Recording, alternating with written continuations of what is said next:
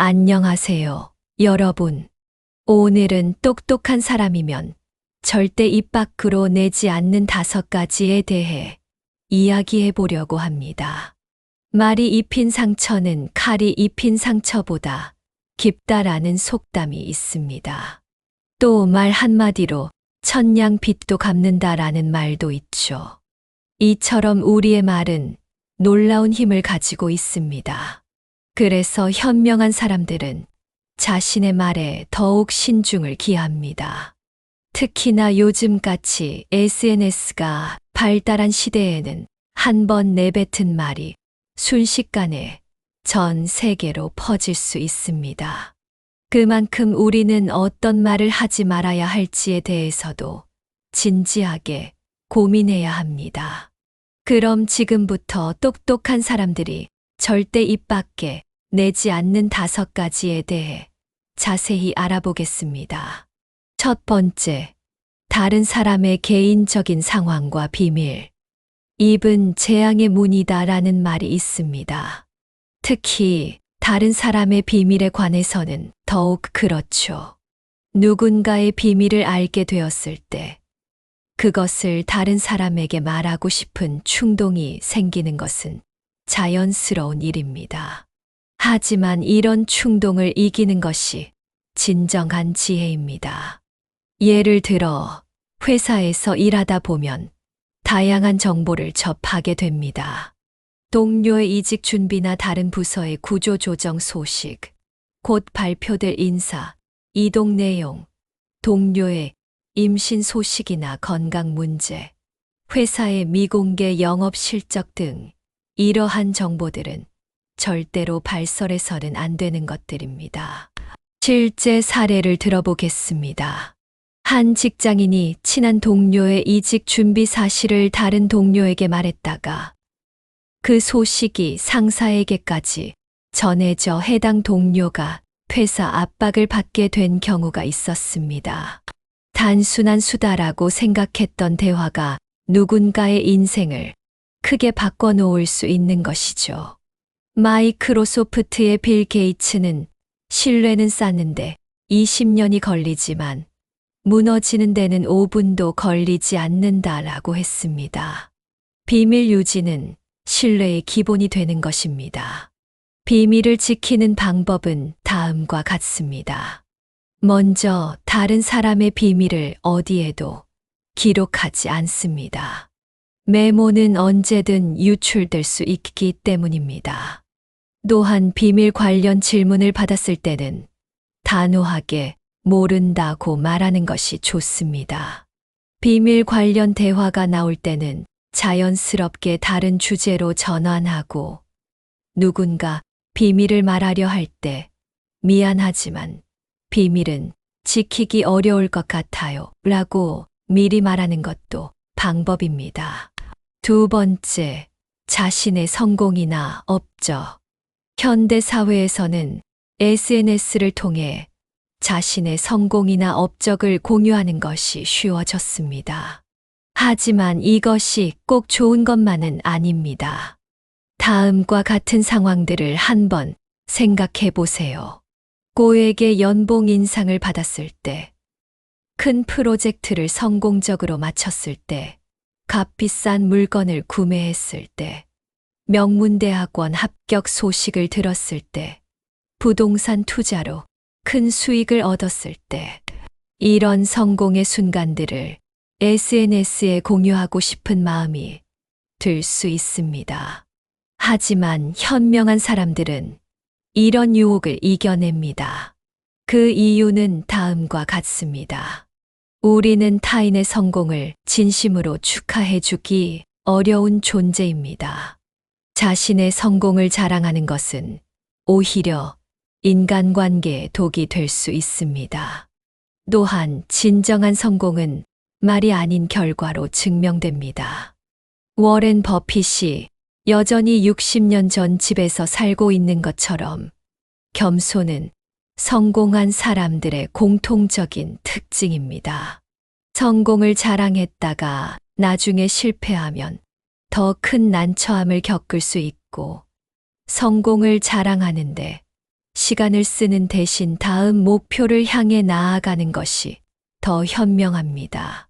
성공을 건강하게 다루는 방법으로는 가족이나 가까운 친구들과만 공유하기, 성공의 과정과 어려움도 함께 이야기하기, 다른 사람들의 공헌을 항상 언급하기, 성공을 자랑이 아닌 감사의 마음으로 표현하기가 있습니다. 세 번째, 남을 비난하거나 험담하는 말. 험담은 마치 달콤한 사탕과 같습니다. 순간적으로는 즐겁지만 결국 우리의 건강을 해치죠. 특히 직장이나 학교에서는 회의 후 뒷담화, 식사 자리에서의 험담, SNS에서의 비난 등이 자주 일어납니다. 이런 말들이 위험한 이유는 먼저 부메랑이 되어 돌아온다는 점입니다. 험담을 들은 사람은 저 사람은 남 뒷담화를 하는구나라고 생각하게 됩니다. 또한 험담이 많은 조직은 신뢰가 무너지고 생산성이 떨어집니다. 늘 남을 비난하는 사람은 자신도 모르게 부정적인 에너지에 둘러싸이게 되고, 때로는 험담이 명예훼손으로 이어져 법적 문제가 될 수도 있습니다. 버진 그룹의 리처드 브랜슨은 경쟁사를 비난하는데 시간을 낭비하지 마라. 당신의 비전을 향해 나아가는데 집중하라고 했습니다. 비난 대신 할 수 있는 건설적인 방법으로는 문제가 있다면 당사자와 10일로 대화하기, 비난 대신 이렇게 하면 어떨까요?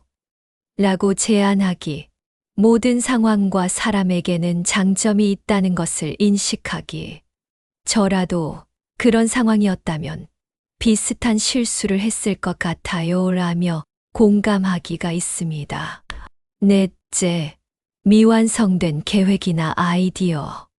우리는 종종 새로운 계획이나 아이디어가 떠오르면 너무 신이 나서 주변에 이야기하고 싶어집니다. 하지만 이것은 매우 위험한 행동일 수 있습니다. 미완성된 계획을 공유했을 때의 위험성은 다음과 같습니다. 계획을 말하는 것만으로도 성취감을 느껴 실천의지가 떨어지고 주변의 부정적인 반응에 의욕을 잃을 수 있습니다.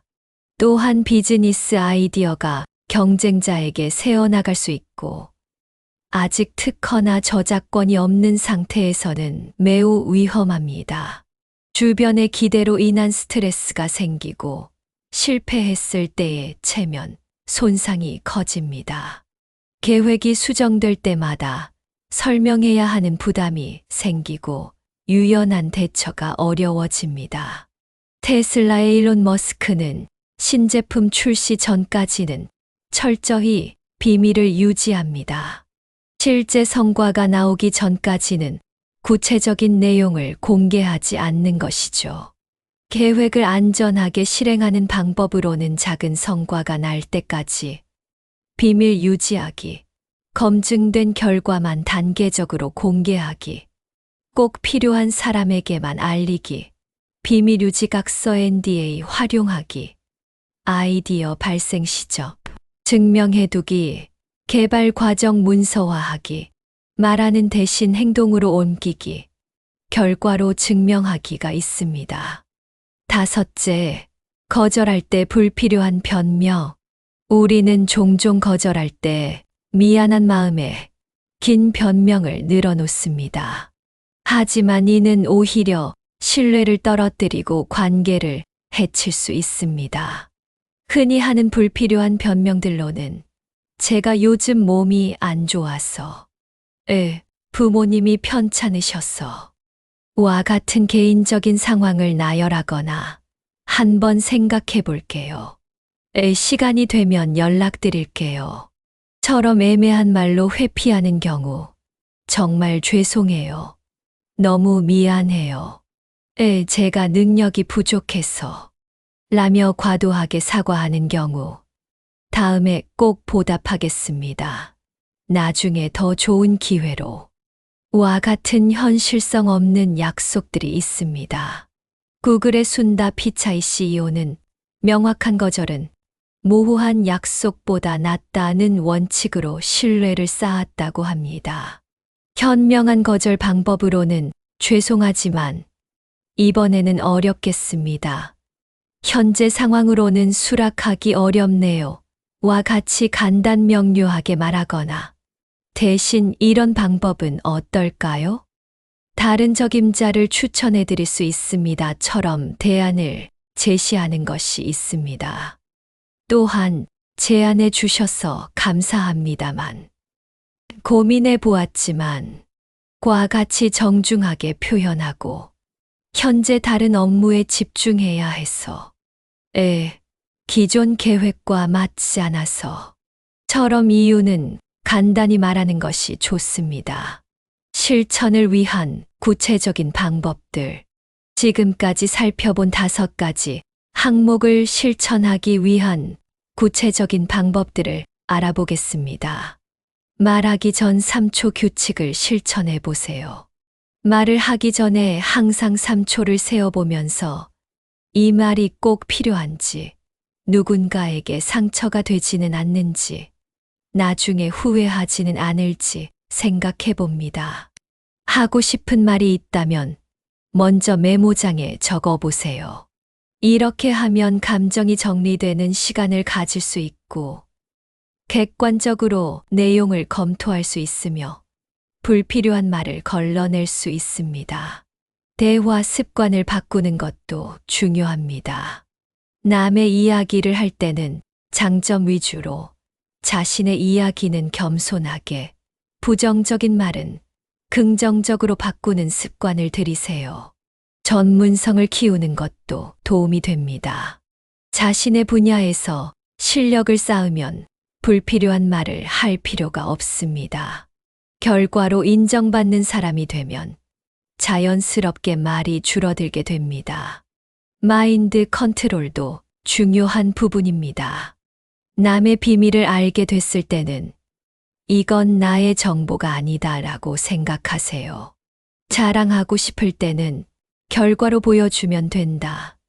험담하고 싶을 때는 저 사람의 입장이라면, 계획을 말하고 싶을 때는 완벽하게 준비된 후에, 거절할 때는 명확하고 단순하게 생각하는 습관을 들이세요. 이러한 습관들이 처음에는 어색하고 불편할 수 있습니다. 하지만 꾸준히 실천하다 보면 자연스럽게 몸에 배어 여러분의 일부가 될 것입니다. 실제 적용 사례. 회사, 생활에서의 적용. 평소 회사에서 가장 실수하기 쉬운 순간은 바로 뒷담화가 오가는 자리입니다. 이럴 때 대화에 동참하는 대신 우리 이런 이야기 말고 이번 프로젝트는 어떻게 진행하면 좋을까요? 라고 화제를 전환해 보세요. 가정에서의 적용. 배우자나 자녀의 실수를 친척이나 이웃에게 이야기하고 싶은 충동이 들 때가 있습니다. 하지만 이런 이야기는 가족 간의 신뢰를 해칠 수 있습니다. 대신 그들의 장점과 성장을 이야기해 보세요.